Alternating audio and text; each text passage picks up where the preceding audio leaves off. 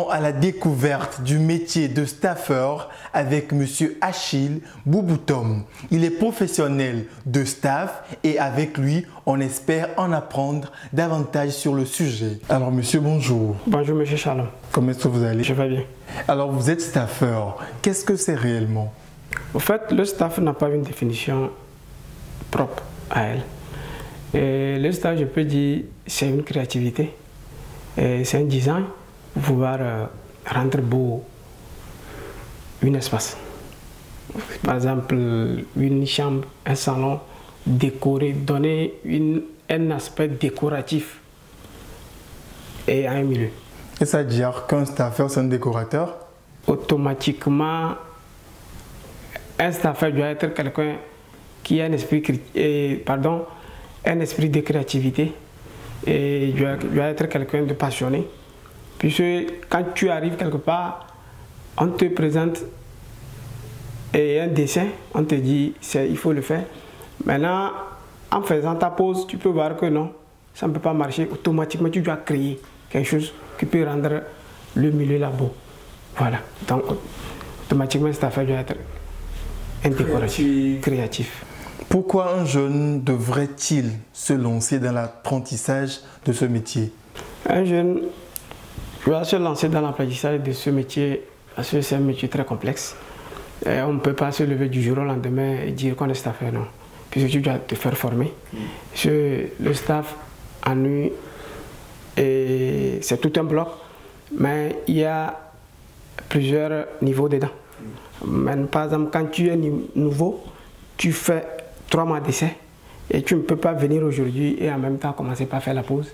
Quand tu viens, au premier jour, on te donne les filasses à faufiler et maintenant 2-3 jours, et tu essaies de faire le moulage avec quelqu'un qui est à l'atelier.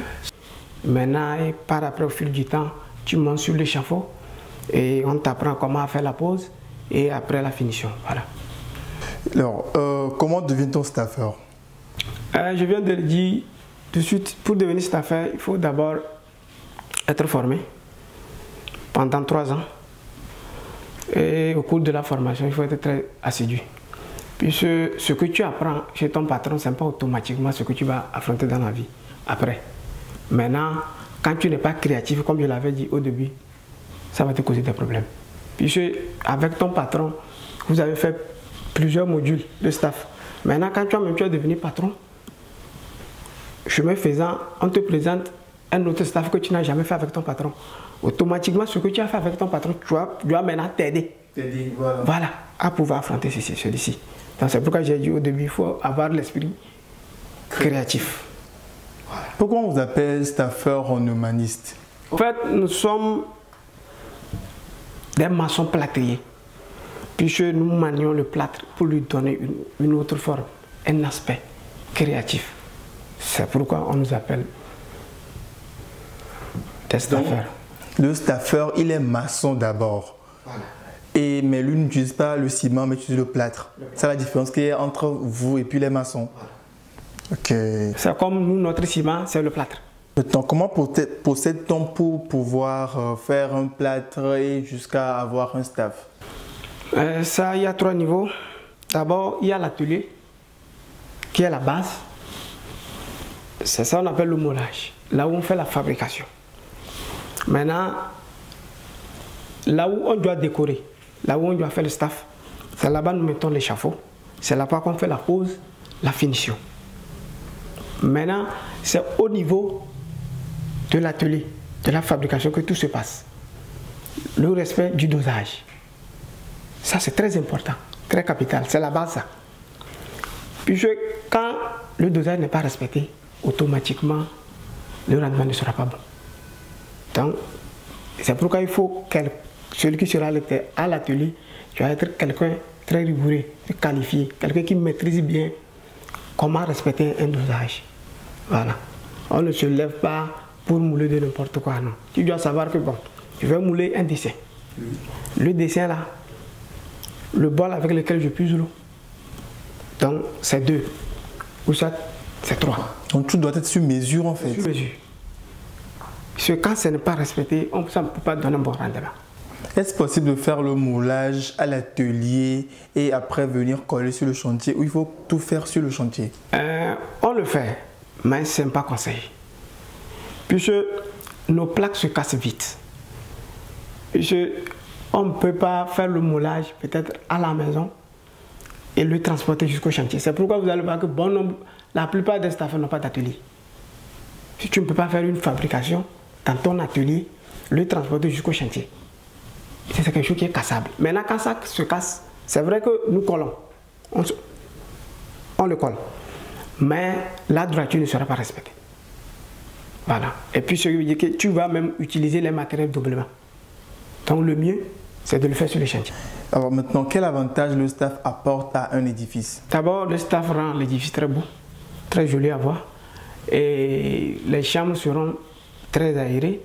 Et il n'y aura plus à faire de chaleur ou autre, non. Chers téléspectateurs, place à la pause publicitaire.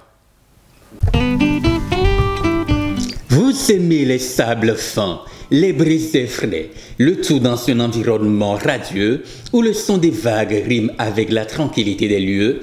Investi Diaspora vous propose un coin paradisiaque en bordure de mer pour construire un hôtel, un appartement ou un duplex de haut standing.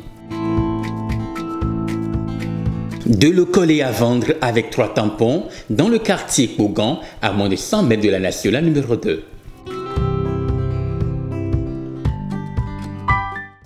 Pour tout contact, appelez le 00228 92 94 77 10 ou le 97 10 33 09. Investi Diaspora, seul on va vite, ensemble on va loin.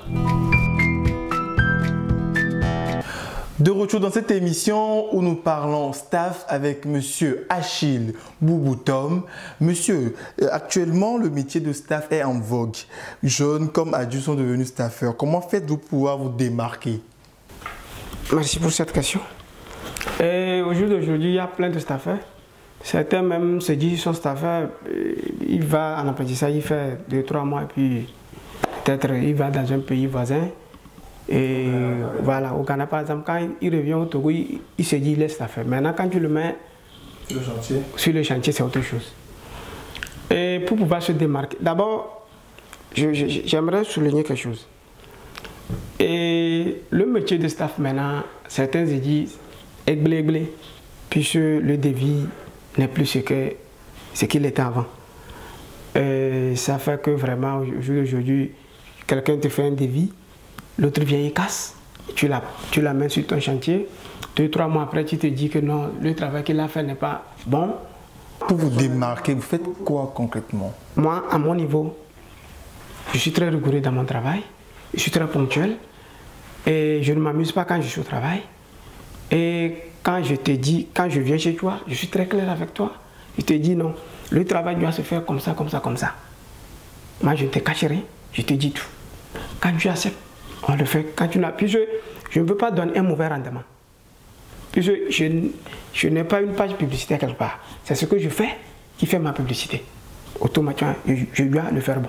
Maintenant, comme vous ne faites pas la publicité, comment vous faites pour pouvoir vous faire connaître des autres? Pour me faire connaître des autres, d'abord, quand un client m'appelle, quand je vais chez lui, automatiquement je me dis, le chantier que je fais ici, tu as créé. À travers ce chantier, je dois avoir 4 chantiers. Maintenant, quand je me le dis, institutionnellement, quand je me le dis, automatiquement, je dois donner un bon rendement. Ça, c'est au prime abord. Puisque moi, je suis un héritier du staff, en fait. Mon papa, il fut staffeur. Donc, il m'a appris beaucoup de choses après sa mort. Et je me suis fait former encore 3 ans. Donc, ça fait que... Vous avez le staff qui coule dans vos veines. Merci beaucoup. Quand j'arrive quelque part, mon papa m'a toujours dit, quand tu vas quelque part, il ne faut pas viser... Donc, que ton premier objectif ne soit pas l'argent, le bon rendement. Voilà. Est-ce que c'est un métier qui fait vivre confortablement au Togo? Si je dis le métier ne fait pas vivre confortablement, là, les dieux du staff, entre guillemets, vont me punir. Puisque... Dieu du staff, vraiment. Puisque... je l'avais dit, que mon papa est staffeur, donc ce qu'il a réalisé à travers du staff, je le sais.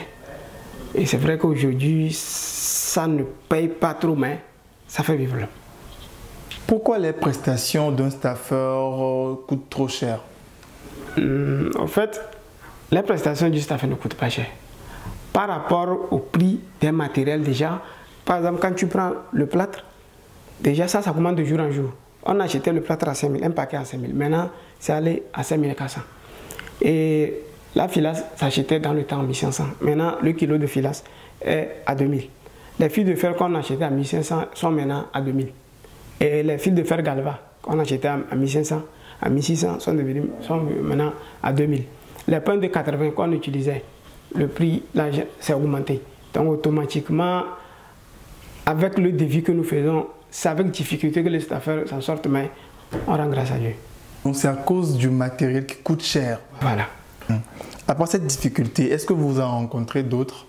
Voilà, les difficultés financières, par exemple, tu vas finir le travail de quelqu'un, il faut qu'il te paye pour que tu puisses payer tes ouvriers. Puisque les ouvriers aussi sont payés par mètre carré. Vos ouvriers aussi? Voilà, ils sont payés par mètre carré.